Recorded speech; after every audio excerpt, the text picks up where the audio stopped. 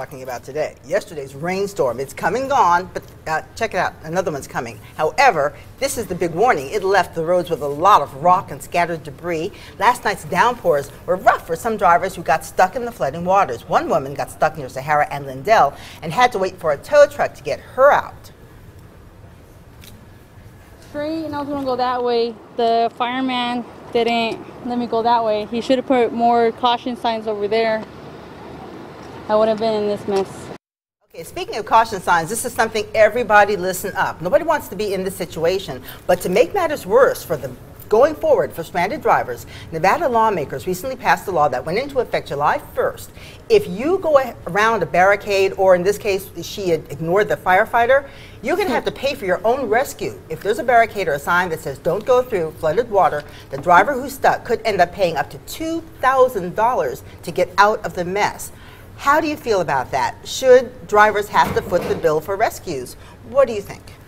I think unless you're Moses, you're an idiot to try it. There you go. I mean, walk on water. Well, in most cases, you know, you see signs posted. Don't go here, go around, flooding. And people say, I can make it.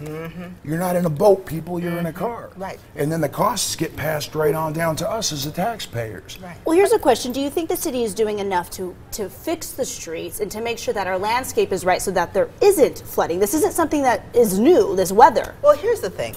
This is the rocks that you see in the road. These are the unintended consequences of desert landscaping. When we had to start conserving water and everybody had to put these rocks in, who thought that the rocks would end up washing into, because we don't get that much rain. Right. And then also you have to look at some of these situations that are really kind of extreme. We got a ton of water yesterday in a very short period of time.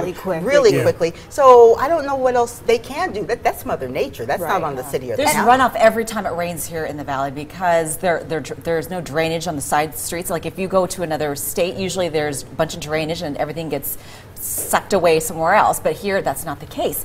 But if there's a stoplight, you stop. If there's a sign that says do not enter, you don't enter. And if you enter, it's at your own risk. Exactly. So I think it's only fair that you should pay for your own rescue costs if that's the case. Therefore, I guess I would rather have this situation than them saying, you know what, we're just not going to rescue you, because that is their job at the end of the day, is to rescue them. You're putting them at harm as well, and you shouldn't So you do get that. You have ticketed to is what follow we're saying. the But also, rules let's be like really everybody clear else. about this. If you're just randomly stuck and you didn't, that's different. That's different. If you were just trying to make that turn and something went wrong, you're not going to get fined for that. What we're talking about is if you ignore a warning sign or a barricade, or as this woman did, a firefighter, a first responder who says don't go, then that's a you legitimate go. rescue.